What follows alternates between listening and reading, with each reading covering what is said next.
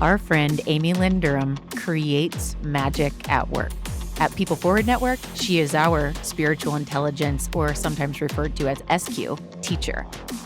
This is the inner work stuff. It's the harder stuff to work on that truly makes the difference in how we show up to both lead and live with peace and more impact. I'm passing the mic to Amy Lynn Durham. This is good stuff.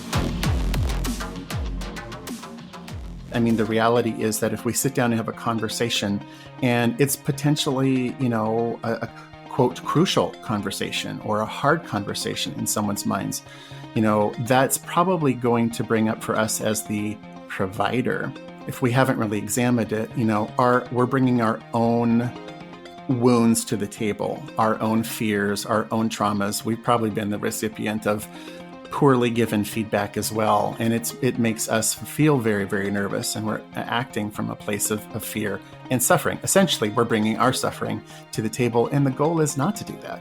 So we can't do it until we really take that inner journey and really kind of become aware of what might come up for us in a conversation. So intention setting, right? You mentioned trying to approach feedback from the intention setting of, how can I be of service and help to this individual? And we also have to come into it having set the intention of, what might this bring up for me? And how am I going to be present for myself beforehand so that I can set those things aside? Hey everyone, it's Amy Lynn Durham here, and I just want to thank you for following along and listening to the Create Magic at Work podcast. We are now entering season 5 of the podcast. We are 64 episodes in. We are a top 5% globally ranked podcast, and all of that is because of all of you listening, supporting the podcast. The mission of the podcast is to advocate for healthy leaders, healthy workplaces, and really bring some futuristic, fresh perspectives to the workplace so we can all live fulfilling lives and feel like we thrive. I can't thank you enough for following along with the journey. I'm so excited about kicking off season 5 with this next guest. We are now 2 years in, and this is marking the 2-year birthday of the podcast. The guest that's kicking off season 5, we're going to give you a 2-part series. And hopefully you're going to be so pleased when I say his name. It's Aaron Tabacco. He actually is the most listened to guest on the Create Magic at Work podcast to date. Back in season 2, he kicked off season 2 with an episode titled How to Practice Presence at a High Level. And what I thought was so amazing about that episode, there were a few things. One is Aaron's wisdom that he brought to the table blew me away, because I come from leadership, former corporate executive, where we always heard these leadership tips of listen to understand, don't listen to respond. And according to Aaron, that came from Stephen Covey in the 90s. It was really popular, and it's a great way to lead. Aaron pushes us, as all Create Magic at Work guests and listeners do, to take it a step further. Let's get this into the quantum leadership space. Let's listen to bear witness and be present and acknowledge that the other person's experience exists for them, rather than just to understand or just to respond. So that episode blew up, and it was phenomenal. Well, I've asked Aaron to come back, and he graciously did. And I'm so appreciative that he agreed to come back and be a guest. We've actually recorded a 2-part series for you on how to properly give feedback in the workplace, how to think about ways to give feedback that aren't uncomfortable anymore for you delivering the feedback, or for you or someone else receiving the feedback. So buckle up, grab your favorite cup of coffee, beverage, tea. If you're driving, get ready to hone in. If you're cleaning the house, don't miss a word, because Aaron's wisdom in this 2-part series kicking off season 5 is phenomenal. And happy birthday, Create Magic at Work podcast. Happy birthday. Hey everyone, it's Amy Lynn Durham, and you're listening to Create Magic at Work. Create Magic at Work is on a mission to equip senior leaders with tools they need to be a true quantum leader and actually understand what that means. Improve employee engagement, retain top talent, and transform your workplace culture to have less drama and stress. So let's start making magic. Hey everyone, welcome to Create Magic at Work. I am so excited today because back by popular demand, I have for you Aaron Tabacco. Aaron was a guest on the Create Magic at Work podcast. He kicked off season 2 for all of us, and his episode is by far the most popular episode of Create Magic at Work history, and it continues to be. When Aaron first joined us in season 2, he brought some really new perspectives to the table on how to be present for each other, for our teams, and how to be present in the workplace. And it was really encouraging that that episode was the most popular, because it's like, oh my gosh, leaders and people are exploring this, and this is so amazing. If you missed that episode, we'll drop it in the show notes for you to go back and listen to it. But let me give you a little bit of background on Aaron. Aaron is an executive coach and the director of staff experience in the Department of Medicine at the University of California, San Francisco. A former professor of developmental pediatrics, Aaron transitioned into his current line of work 3 years ago, becoming a thought leader in the development of holistic workplaces, leadership development, DEI efforts, and internal institutional workforce research. He's a highly skilled public speaker and communicator, having been featured at numerous public and private professional engagements in his areas of specialty. Aaron has several professional publications in the US, Europe, Japan, and online, and is a graduate of the UC Berkeley Executive Coaching Institute at the Berkeley Haas School of Business. Additionally, Aaron has engaged in high-stakes healthcare and higher education conflict mediation for families and professionals over a 13-year period. He's a father of 3 young sons who live in Portland, Oregon. And Aaron also is a dear, dear friend of mine. We'll add that to the bio. Aaron and I connected, gosh, maybe is it getting close to 3 years now, or maybe a little over? When was it? I do not know, but that's probably right. Something like that. Yeah. Somewhere in the last few years. Yeah, we met up. We were both presenting at the UC Berkeley coaching conference, and we met on Zoom before that conference. And it was like we reconnected in this life or something for whatever we were supposed to do with each other in this life. So the connection has been strong.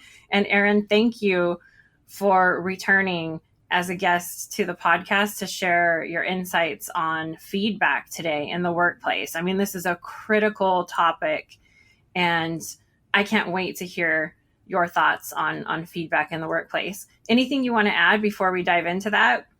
Oh, not at all. I mean, I'm genuinely touched and humbled that these conversations that we have been having seem to really speak to people. This world of presence. It's interesting. We all know that it's almost become cliche that we live in a world that is more connected than ever, and yet we are more isolated and lonely than ever, and really crave deep presence with others. And so it's just a real honor for me to be considered somebody worthy of listening to on the topic. So thanks for inviting me again, Amy. And I'm really looking forward to seeing what we discover in our conversation. So I'm all in. Yeah, already you've hit me with like that paradox of we've never been more connected, yet people feel more isolated and lonely than ever before. Wow. Mm-hmm. How can we provide solutions to that? Right? Yeah. So first off, feedback in the workplace. I laugh because it's quite a topic. I've been the recipient of course, of feedback, and I've also been the person delivering it. And I think back to my 20s when I was a regional manager, or my early 30s, and the way I delivered feedback. I don't think that I had the high level skill set or tools that I might have today. So what does constructive feedback look like for you? Well, I really appreciate that background. I really quickly, I can really resonate with that. I am 51 years old and have been through numerous career evolutions, like many of us. I, for whatever reason, have always found myself in positions of leadership across my lifespan. I don't ever remember anybody teaching me how to do this. I just remember people saying, "You're it." And so this is part of your job now.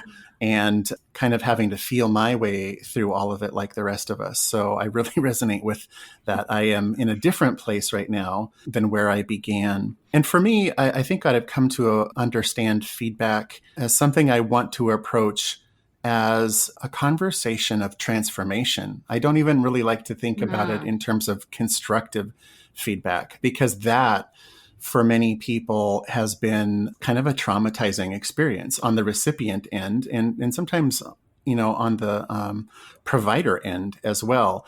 And so you hear that piece, and it's almost this passive aggressive way to say, I'm going to sit here in judgment with you, but I'll label it constructive, and you'll walk away feeling, that you've been through a destructive experience, destructive rather. And, I think, well, what's the whole purpose of these kinds of conversations? And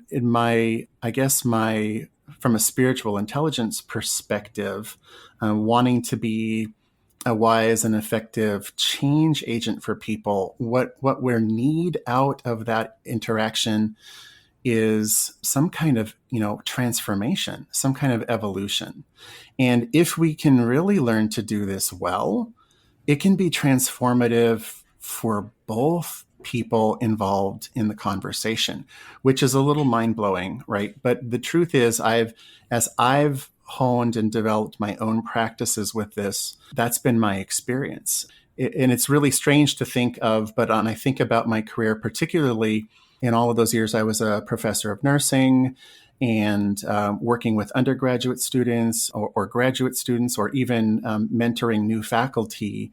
Some of the most spiritual experiences I've had as a leader have come from those conversations.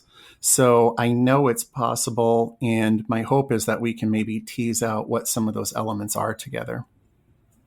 I mean, you're already taking it next level by removing this constructive feedback framing and helping all of us view it as transformational feedback and tying it into being a wise and effective change agent.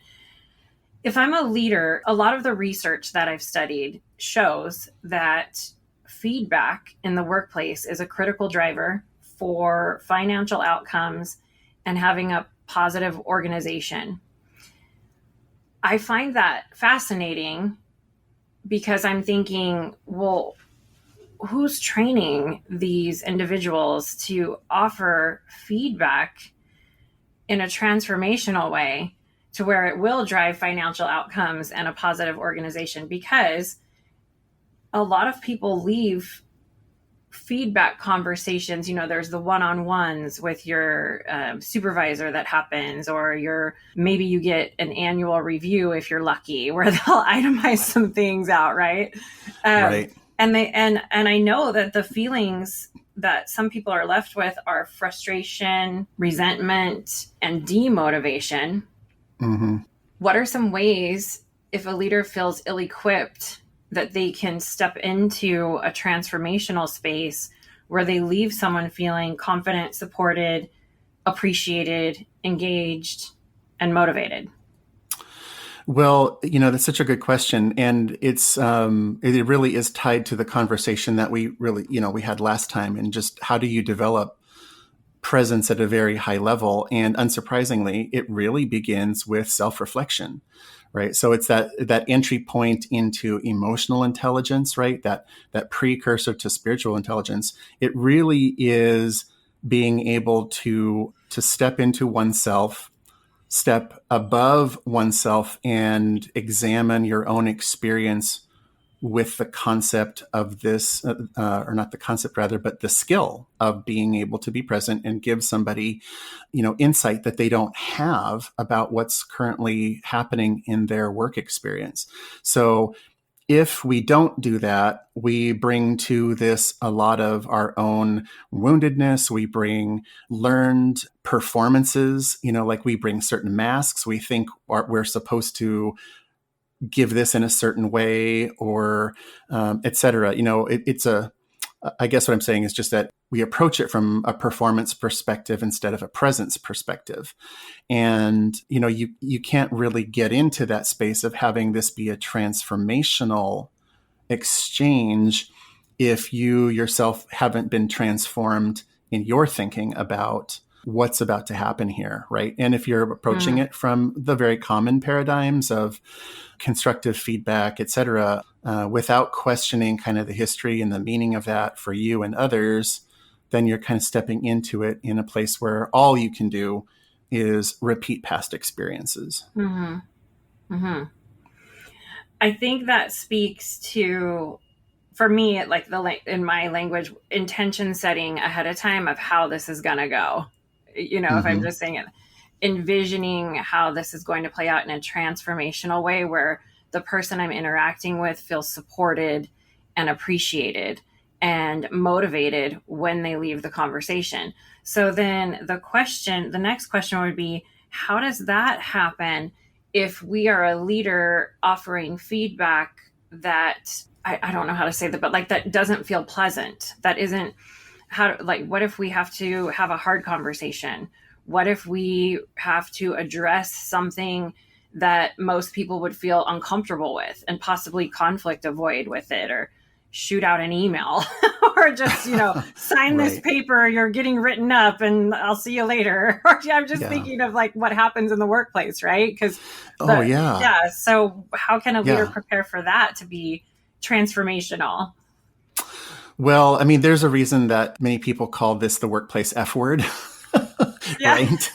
Like, oh my gosh, it's just as a kind of a contextual factor.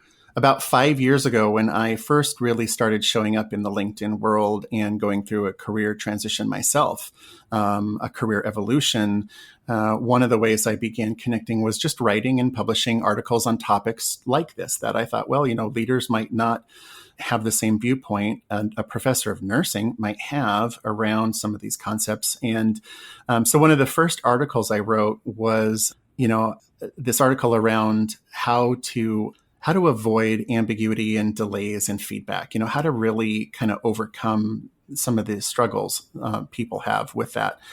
And what was so fascinating to me was, as somebody who'd not really engaged in the LinkedIn world before, I started receiving like direct messages and emails from people that I had never known.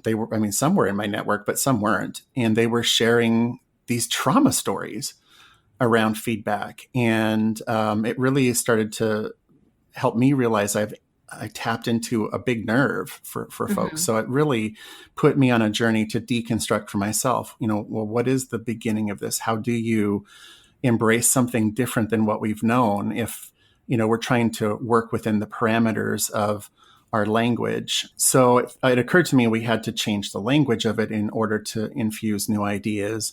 And the first one, you're kind of tapping into for me, I'll return to one of my favorites, Auntie Pema. I call her Auntie Pema because she is this wise, amazing thinker and writer. I'm speaking, of course, of Pema Chodron, the American Buddhist nun who taught me a really important lesson in one of her writings, which was, and I'm going to quote it because I want it to be right. The only reason we don't open our hearts and minds to other people is that they trigger confusion in us that we don't feel brave enough or sane enough to deal with. To the degree we look clearly and compassionately at ourselves, we feel confident and fearless about looking into someone else's eyes. And that really, again, it kind of ties to what I said a minute ago. The journey to do well with making this experience of feedback be transformational for others and maybe for ourselves is to begin that inward journey. And that's one of the things I love about your work in spiritual intelligence with leaders is you bring those tools to the table to help them really look at. And that very first domain is the self-awareness part. What are your values? What's your worldview? How do you see your purpose? Are you aware of the ego, right? Our selfhood and all of its sort of facets. And, you're right. I mean, the reality is that if we sit down and have a conversation and it's potentially, a quote, crucial conversation or a hard conversation in someone's minds, that's probably going to bring up for us as the provider, if we haven't really examined it, we're bringing our own wounds to the table, our own fears, our own traumas. We've probably been the recipient of poorly given feedback as well. And it makes us feel very, very nervous, and we're acting from a place of fear and suffering. Essentially, we're bringing our suffering to the table, and the goal is not to do that. So we can't do it until we really take that inner journey and really kind of become aware of what might come up for us in a conversation. So intention setting, right? You mentioned trying to approach feedback from the intention setting of how can I be of service and help to this individual? And we also have to come into it having set the intention of what might this bring up for me? And how am I going to be present for myself beforehand so that I can set those things aside? I love that, because just what you're speaking to is putting your stuff to the side. It's not about you, right? It's all back to that presence conversation, that whatever is going on, it's the low self-orientation. This isn't about you. This is about having a transformational experience for someone that you're showing up for as their leader. And you referenced some skills of spiritual intelligence, which I love. One of the ones that came up for me, and I want to ask this question because we focused a lot on leaders and maybe posed some thoughts to get people thinking, how do I approach this in a transformational way when I'm giving feedback? If I'm giving feedback, hopefully you are, and you're working on your skills with that. How should I be as the person receiving feedback? Yeah, that's a critical piece as well, right? Yes. How can me as the receiver stay in a listening present mode rather than switching to defense if it's something that feels uncomfortable? Right. And in so many ways, I think that's just as equally, if not maybe a more vital part of thinking about transformational feedback, is how do I receive it? Because the purveyor of that feedback may not be highly skilled in the areas we're talking about. They may be really skilled at being very blunt, very direct, and very clear, which would actually be really helpful, because one of the big issues with feedback, often people leave feeling like they haven't heard anything of substance. They've been given these broad swaths of some sort of a personal or moral judgment, but they've received something that's not really actionable. So that could be a challenge. So leaders who actually are at least good at that can be really helpful. But, stepping into a conversation, we don't always know that we're walking into a moment of feedback. So that could be, challenging. But then getting into that sort of emotional intelligence perspective, at the very least, we should develop some skills around, well, should sounds very judgmental. We can develop some skills around being fully present for ourselves in the moment, right? So when we're on the receiving end, that's where we need to be focusing our attention, is what's happening within me emotionally. I don't want to be reactive to this. I want to be open. I want to hear what's coming at me. I want to separate what is self from what is my work. I don't want to receive this as a conversation where I feel like my identity is being attacked. And so how do I parse out what I'm receiving in a healthy way so that I respond to this well, and then can approach it from maybe more of a perspective of curiosity than self-protection?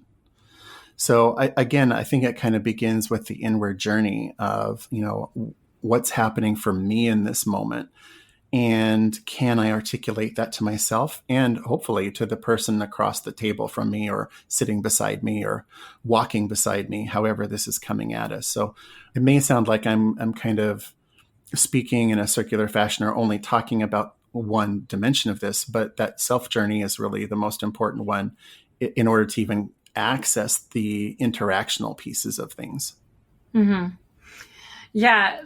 The preparation to receive feedback from a place of curiosity, I think, is a great tip just for one thing, one takeaway today that might be helpful, because it is hard to hear feedback if it doesn't feel uplifting or complimentary, right? And you just reminded me of something I heard, or I can't remember where I heard this, and you probably know this more than me, that when we're giving feedback, we absolutely should be focusing on, and help me if you know about this, we should absolutely be focusing on the task at hand. Because you brought up a person feeling attacked with their identity. Right. And when you said that, it struck a chord within me. Oh, that's somebody that might not be well versed in providing feedback at a high level for transformational change. Because if the recipient is feeling personally attacked, then the feedback was somehow delivered in a way that the person felt about the person rather than a task at hand at work. Or can you elaborate on that a little bit more? Well, yeah, absolutely. I think many, many negative stories of feedback experiences, that's kind of really at the heart of it, is that people are leaving the conversation in some way feeling that their very identity or being or strengths or skills or knowledge, etc., has been attacked instead of maybe examined or approached from a perspective of curiosity. And I think that it's a little bit different than the feedback needing to feel uplifting per se or positive. I think one of the areas leaders get into trouble is some of these kind of approaches like sandwich techniques, where it's like you tell them a good thing and then you tell them the hard thing and then you tell them another good thing. And at some point, they're going to lose people in that conversation as well. It doesn't come across necessarily as genuine or authentic. It also might obscure the message. And people might leave with, well, that one thing wasn't so great, but, I left being told I was fine. So they might leave a conversation and, with the misunderstanding that they're doing well. And in fact, what their leader was trying to commit to them is some clarity around, you are not doing well, but hey, I like you. So it's kind of this messy area, right? And feedback, for it to be really transformational, it has to be really accurate. It has to be really objective. It has to be really clear. For us to receive it, we have to be open to it and understand that we're not being morally judged, but we're being shown areas where our knowledge or our skill is incomplete or only emerging or developing, or maybe it's not developing and we're stuck, right? And the brilliance, the transformational aspect of having a leader who's so willing to overcome their own fears and anxieties about this, to do that with us, has really done such an incredible service to us, really, and is showing genuine compassion because they're committed. They're showing they're committed to wanting me to be successful. So the curiosity approach of giving and receiving feedback is critical. I think another mental trick that's really helpful, or not trick, but framework, is to frame everything as learning.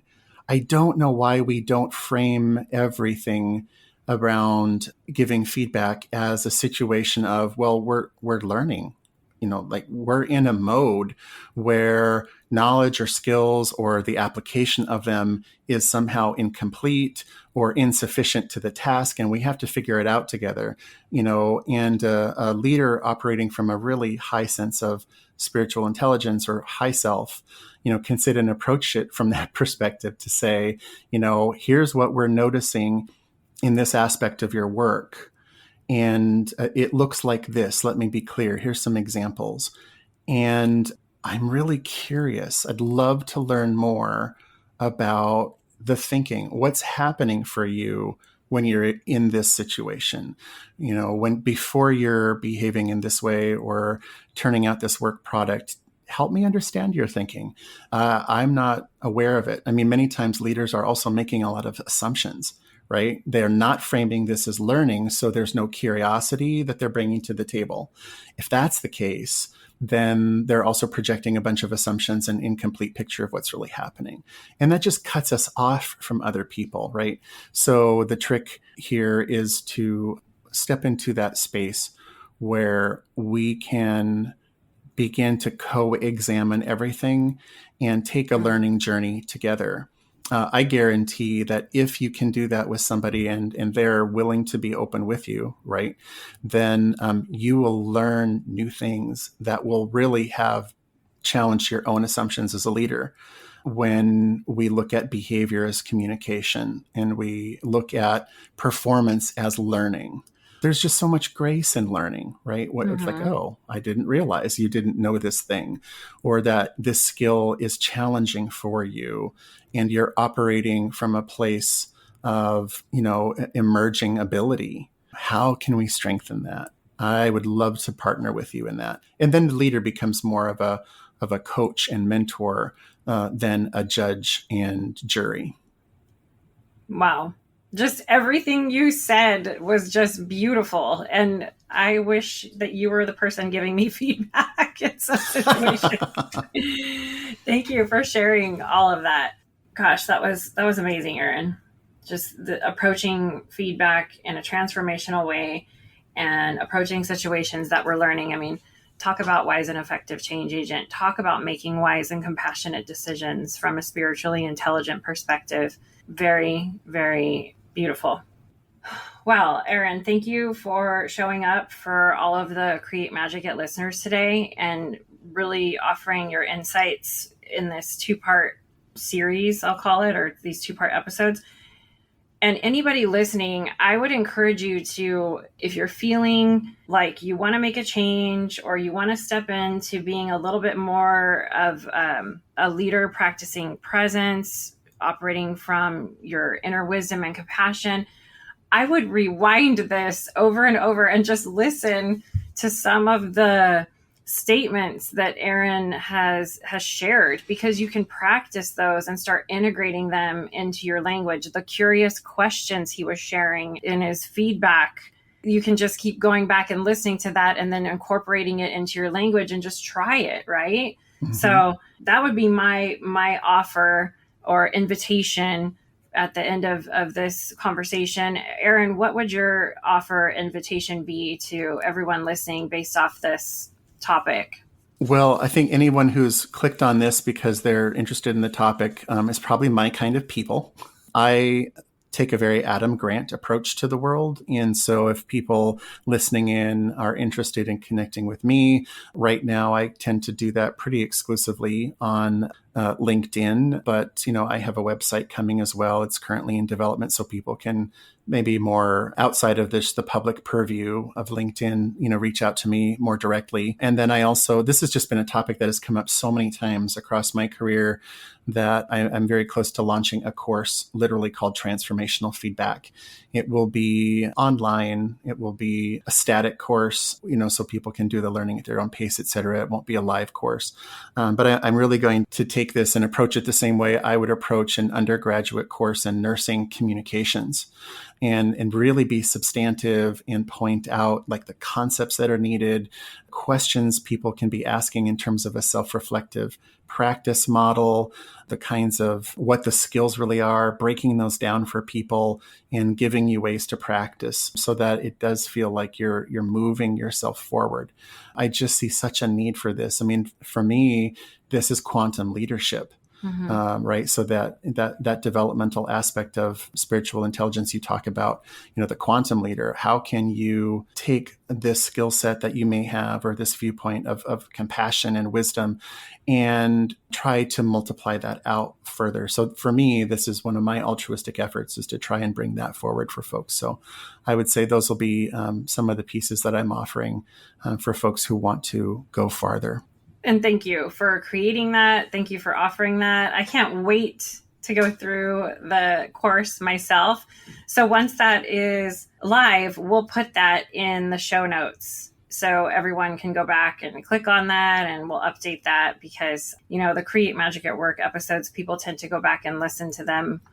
Yeah. It's not just, these are sacred conversations, and we'll have that there. So thank you, Aaron. Thank absolutely. you so much. Thank you for bringing magic to everyone today. Any final thoughts before we close out? Oh, my final thoughts before we close out. I would say just anybody listening, just be self-compassionate. Be kind to yourselves today. Whatever you're doing, you're enough. You're doing hard work, you're doing good work, and you're doing deep work. All of those things point to living a courageous life. So I would just end with a commendation. That's all I can say. I commend you for being. Thank you for being. Thank you. We will definitely end on that. And we can't wait to have you back again. Thank you, Aaron. I'm delighted.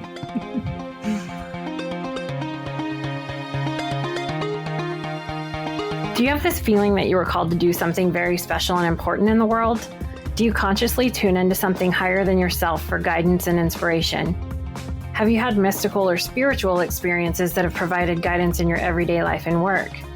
If you answered yes to those 3 questions, then you are a fit for a Create Magic at Work coaching program. If you're looking to explore new frontiers in your personal and professional life, I invite you to consider stepping into one of my coaching programs. I specialize in helping people step outside of their comfort zone and embrace the unknown.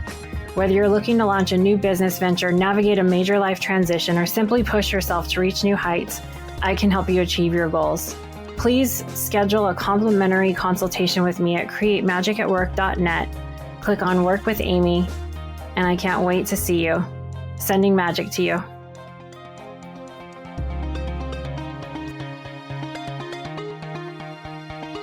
I want to thank each and every one of you for coming back every week to listen to a new episode of Create Magic at Work and really helping to support and advocate for healthy leaders, workplaces, and lives for all of us. If you want any information on how to connect with me, click on the link in the show notes. You'll get access to all of the social media links for Create Magic at Work. Stay following along for more amazing episodes where we help you improve productivity and profitability in the workplace and decrease stress. Sending magic to everyone, and see you next time.